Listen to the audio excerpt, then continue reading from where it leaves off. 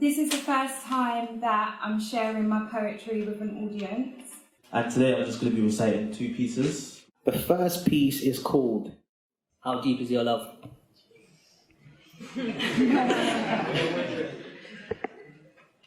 Ever since I can remember, I was taught that love is nothing more than a feeling.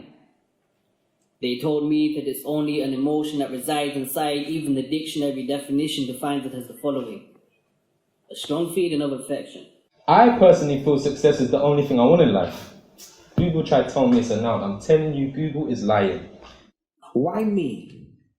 Why am I the one paralysis has chosen to paralyze? Your lies are the words that keep my feet planted and still.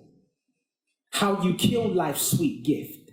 Life and death is in the power of the tongue. If you rap about death, then death will come. And if you live by the sword, you will die by the sword. If you can see the ship is sinking, why are you convincing these kids to climb aboard when there are so many bodies that are outlined in chalk? Why is beef the only thing in your lyrics that can be considered food for thought? All lives matter, this is true, but Black lives matter, they really do. She's finally found herself in her world full of hopelessness. She's finally seen the beauty in the mirrors of her heart. She's finally found the glue that's kept her from this world apart. Life is what you make of it, so you need to take meaningful steps towards success. Don't be a scrounger. You gotta invest your time in things that build interest, not depreciate. My beloved people, you are already a success. Know your success and rise from the temple of your mind which your success already lives in. You can't be blunt and I be sharper. We gotta be on point together or we'll be stationary. So erase that mindset. You realise that your life and your choices are your responsibility. The steps you want to make in this gift of life are within your capability. So, apart from meeting our Creator in the sky, there isn't much more you have left to acquire than a constant smile. Can't you see that these young boys are turning into soldiers, so influenced by their elders, that as they get older, all they know is the ends? And this is why the cycle will never end. Nothing can be solved by riding out on pegs. We think it's right to chill, relax, complacency. We get too comfortable, forget what's real and lose sight of the aim, you see. There isn't really a big secret, you just have to do it. Please, I'm begging you, get off your feet and run to it. Stop waiting for the new year and make today yours. I don't care what it is you do. As long as it's positive and the intentions are pure, please ensure you do more to move forward. Up is no longer the means to an end, but down has become my closest friend. My head tilts back as I stand inside this pit of lost chances. Oh, how you've destroyed my life and left me unsatisfied. The purpose of life cloaks her face. Her name now is mystery. You know that success is an accomplishment. And once you get to the top, you can't just sit there. Once you taste success, anything of that nature will make you salivate. You want to keep growing into a higher state because the feeling of euphoria that success allows you to feel is like no other. So the aim of the game isn't success, it's to succeed succession. Because if you have that mind frame, you know that achieving is not a one-time thing, it means constant progression. Be the one that reap the fruits of his labour from the branches of possibility.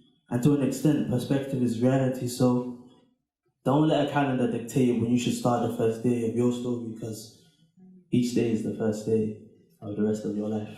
So I can only intend that my future words do not offend, but help to cleanse, so that you can see life through a clearer lens and take what is yours now, so you aren't full of regret when this happy new year ends.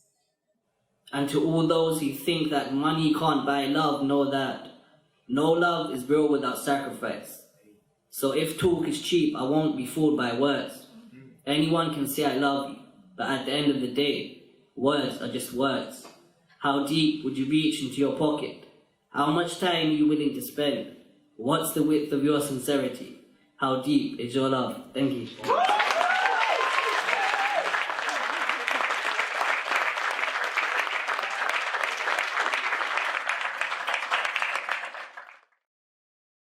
Hello, I'm Ray Gibson from Art 27. Art27 is a platform for artists, arts educators, and arts organisations working in Europe and beyond, sharing stories, cultural programmes, and raising awareness of critical issues such as social inclusion.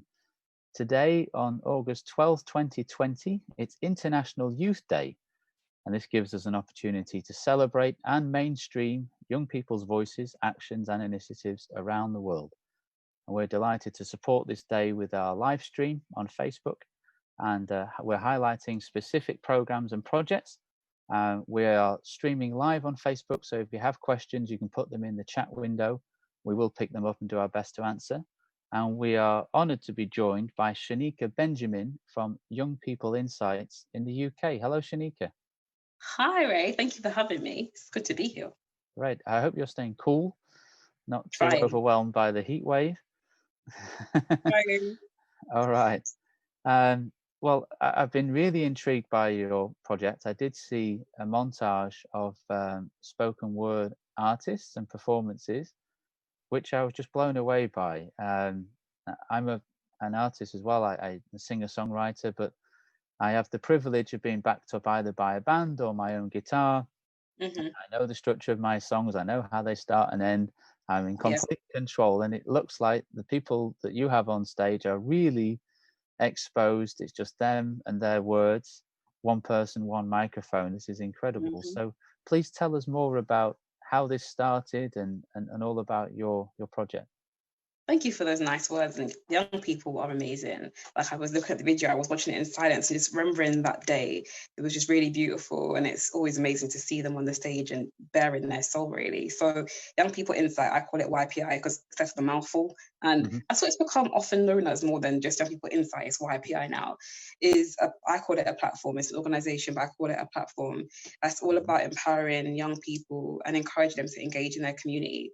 And it's through conversation, creativity, and writing. Those are the three main strands, and they kind of can like filter off into different sort of ways, but it's writing because it began as a blog in 2014 where I was blogging about young people as a young person myself and certain issues affecting them, and also trying to get them to share their stories and think about ways that they could look at the community. Then I introduced discussion groups because I was like, we're online a lot and we're losing these key communication skills, and I was able to speak about things that are important to them so that they're learning from each other and also breaking down sort of barriers, but also as well having conversation starters when they go out into the wider world. And then I brought in the poetry because I'm a poet, a spoken word poet myself, and I wanted a space where I could perform because I didn't really know where to go at the time, but also give a space for young people to grow and develop and become more confident on the stage and have that kind of small intimate space where they're just in a really supportive, loving environment, but they're growing all the time. They're becoming more confident all of the time, and they're respecting others. Very, very key. Respecting others throughout that beautiful space. Oh, wonderful. Okay, so is this a regular live event that's been happening over the last 4 or 5 years, or? Yeah, it was. So from 2016, I held in January, I had my very first discussion group, and they were happening monthly from that point, which was always really brilliant because when you have monthly, so basically you have almost 12, because I usually have a break in one time of the year. And then the last one is usually we look back at the year and look forward to next year so I can get what they want to speak about. But you get these different sort of things, which is brilliant because you see each year how young people's kind of what's important to them and changes, and it kind of goes with what's happening in the society, the climate, where it was very much about careers and employment when we started, then it was very much about relationships, and then it was a lot more about identity, whether it's sexual orientation, gender identity, self-love, and then mental health and youth violence has stayed constant. And then I brought in the monthly poetry nights from January 2017. I did a little tester in November the year before, but then that one the video you showed was the very first like main one we had, which was really amazing and beautiful and was like celebrating YPI's first birthday at the same time.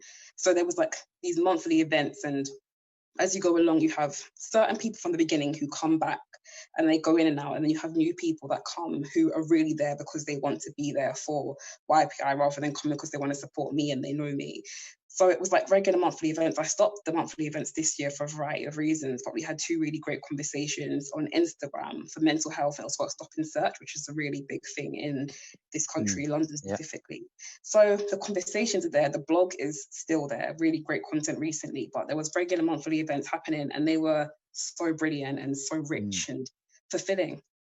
Fantastic. Are you've done something on Instagram? Are you going to keep that going to have this regular contact? Yeah. For now. For now. Yeah. Things are All right. changing with WPI, so yeah, for now. Oh, okay. Do you want to talk about that? What's changing? I can't yet. Big announcement Okay. coming next week on Instagram. So everyone wants to follow our Instagram, check it out next Tuesday. Big changes, big announcements, so look out for that. Okay. What's your Instagram handle, please? Very simple, Young People Insight. Young People Insight. So at Young People Insight. Got it. All right.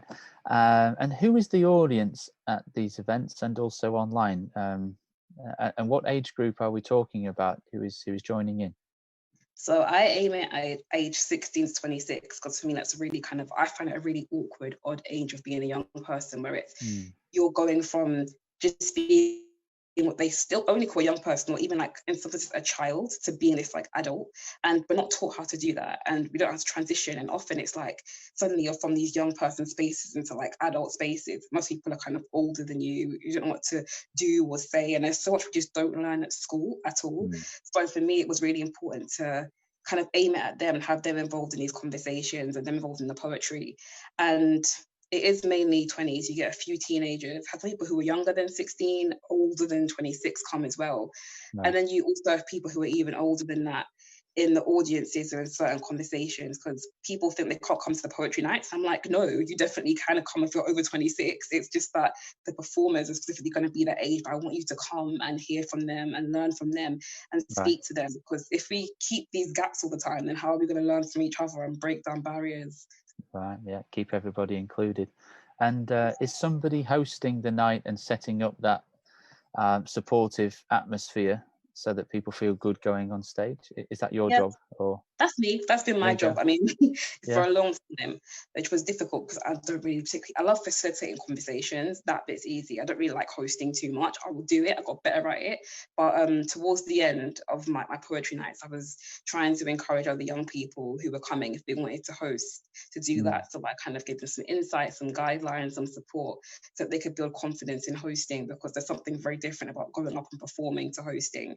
So by the end of it, I wanted to kind of pass things on so that they're learning. And people are also developing skills and taking ownership of the platform, rather than everything's about Shaniqua and everything's Shaniqua, because I don't want it to be that. Like YPI is not Shaniqua, but YPI is all of us. It's our platform. Okay. And may I ask, how do you gather feedback from the speakers or performers about what they're going through, if it's having some kind of positive benefit for them? How do you collect that feedback? Different ways. I mean, often they say it on the day, and you kind of know, because people have said things like in certain discussions, this is the first time I shared this before. Then I shared it in other spaces before. And then at the end of the year as well, when I have the looking back, moving forward event, I always ask them what worked this year. What did you enjoy most? What can we do better? And so that they're also involved in that. And then when I've done certain things, like I did some crowdfunding, so I took up testimonials for that. And that was really great to get that. And then there's times where at the end of the year, I asked them to write a blog post about being involved in YPI or the past year. So I've gathered information that way. Right, yeah, that's really good. So you've got that continuous feedback loop going on. Yeah. So important to keep making improvements. And so you're not going to tell us what's happening next. That's going to be on Tuesday.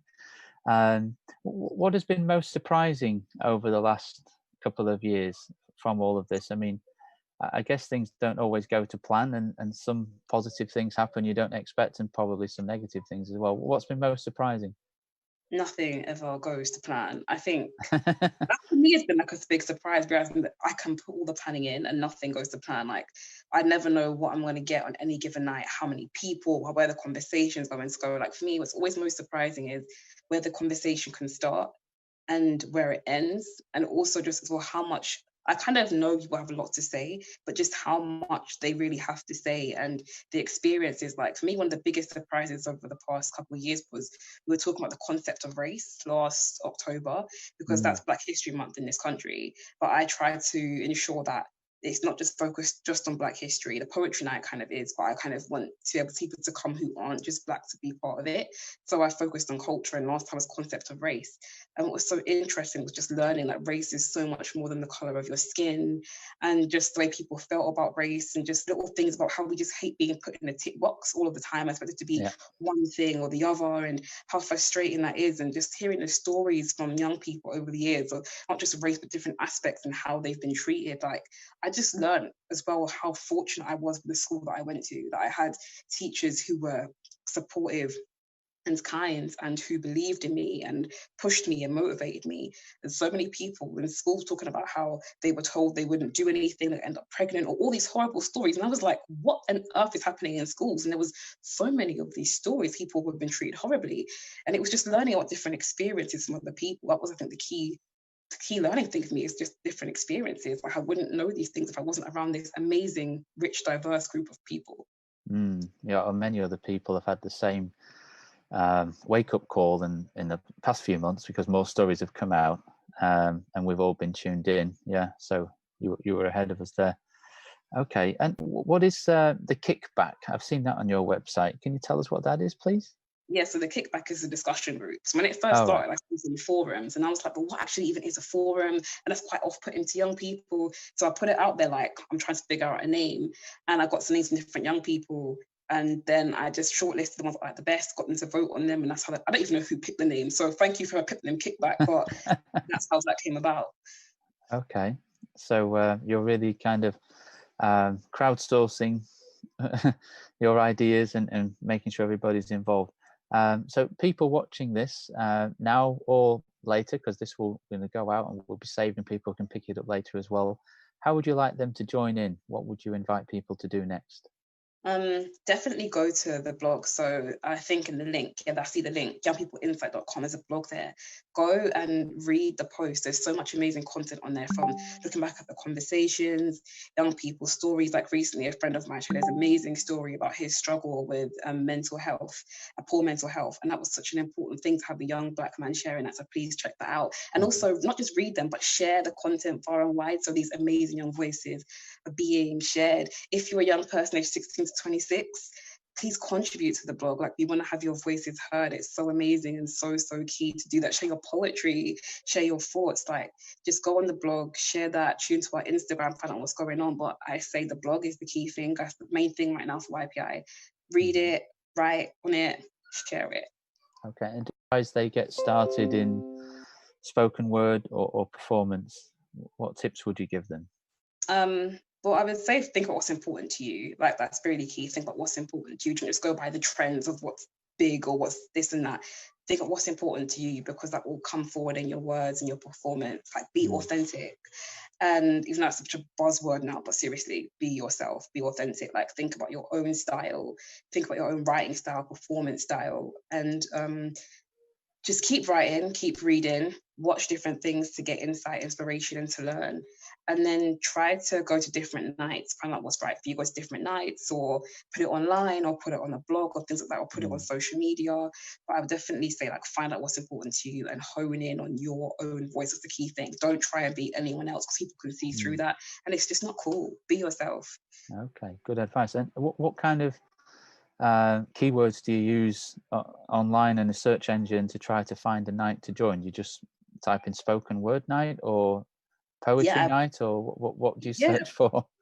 I think before, either you can put poetry nights in London, or London when you are spoken word night. If you I don't know if you have like Eventbrite or event like websites, check out that, because that might help as well. Okay. And also as well, if you know anybody who already is in that world, start with that network. Because when I first started and wanted to do my night, I spoke to someone who did a poetry night in Croydon, and I got advice from him. And then from doing that and learning what other things, I just found it. And also just putting things like poetry and like social media and stuff like that, so much comes up. And then the more you look for these things, the more it links onto other stuff. But build that network, go in like search engines, and also tap into your own network.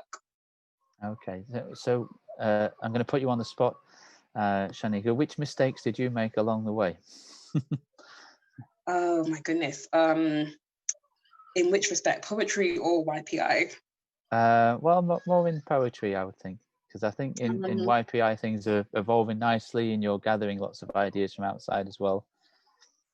I think at times with poetry, again, I say the voice thing because in this country, particularly spoken word circuit, it's a big thing about kind of snappy punchlines, and there's a lot of crossovers between rappers who have become spoken word poets and Okay, trying to want to pick up more of their things because you can get more clicks with that. So I had to put more of that in my poetry. I can't write like that. That's not me, and it just doesn't come across as well. So it's like, again, it's like find your voice, because again, trying to be other people was like a no. So it's been really key on me of just being really comfortable in my voice and all things like that. And yes, that's really the main mistake. I don't feel like I've made a huge amount of mistakes in it, because I've just been learning along the way and trying along the way with it, I think, and find out where I can be better. Like, I know certain poems just weren't so good, but I wouldn't say they were mistakes. It was just I didn't always know better yet, or I'm still in the learning process. So the main mistake is just, again, trying to get other people just so you can get more traction, realizing that that is just not me. I need to be comfortable in being the spoken word poet that I actually am, because I can't be like anyone else. I'm the only Shaniqua Benjamin spoken word poet from Croydon that there is. There you go, one and only. And I'm told that you're an award-winning spoken word artist. Please tell us briefly about that. I am award winning. When I saw that in the email, I was like, oh my gosh, that's great, but I actually am. So I won an award, is it 2 or 3? I think it's 3 years ago now, in Croydon, the Young Achiever of the Year award for my work with YPI, and also bringing another creative youth program that I'm part of to Croydon. And I also won the first place, an organization called U-Press. They partnered with Paddington Arts to do this creative writing competition, and I won a prize for a poem I wrote called Don't Tell Me. So yeah, I get award winning. It sounds really strange to say that, but I don't really say, I don't know that. I never say award winning, but actually I am award winning. So those are my awards. Fantastic. Do you remember that poem that you won? No, because that's a very long poem. I had my family and we were doing, I've got a big family, and so we did like we had a church service out in America all over on Zoom, and I read the poem out, and I was like, I don't know this poem. It's like 4 minutes long, and it's in the book, and I had to just read it because I was like, I've never learned this poem. I don't have time to learn this poem. Don't know it, but it's on my blog though. So okay, all right. Okay, I have a cheeky question, and this is not prepared at all, so don't feel under pressure. But would you read something for us as a farewell? Is there something that you would remember? A piece or something you have written down that you could share with us as a final part of this interview? Oh yeah, I'll definitely. We would be honoured. Yeah. But don't feel under pressure, because we haven't set you up for this. It's all right. I'm actually feeling good. I've not been reading much, but I performed something that I performed recently. Okay, so that would be great. Black Lives Matter thing's been really big, gotten really big in this country, and we had something in Thornton Heath, the area where I live, and I performed this. It's about young men, specifically young Black men. It's part of a bigger project collection that I'm working on. So this is called Line Up. Okay. You'd struggle to pick him out of a lineup. He looks familiar, like the others, blending into a blur. Doesn't stop you judging, disgusted by low-hanging jeans, exposing tracksuit bottoms. An extra layer of flesh for long nights. He knows the grind won't stop. Frustrated at constant hats that crown his head and wishing his feet would walk in something other than trainers. Comfort and concealment in his domain. Unnerved by a glint of gold in his mouth, shining against darkness he's clothed in head to toe. A glimmer of lights in hell he's living in. Terrified by a hood covering his face and plaited hair, allowing him to hide from a world that hates him. Not as if he has put on a costume to spark terror, set people alight in their own homes. He may have dangerous traits, but don't we all have the devil in us at times? He's rarely a danger to the world at large, unlikely a danger to you, unless you treat him like nothing, lower than gum stuck to your shoe, flicked into rubbish. Because no one wants to be considered meaningless, simply because they mean less to you. Thank you. Fantastic. Shaniqua Benjamin, youngpeopleinsights.com. Go and find the blog, participate. We wish you success. Take care and thanks for joining us Thank you today. so much. Thank you for having me. Bye. All right. Bye-bye.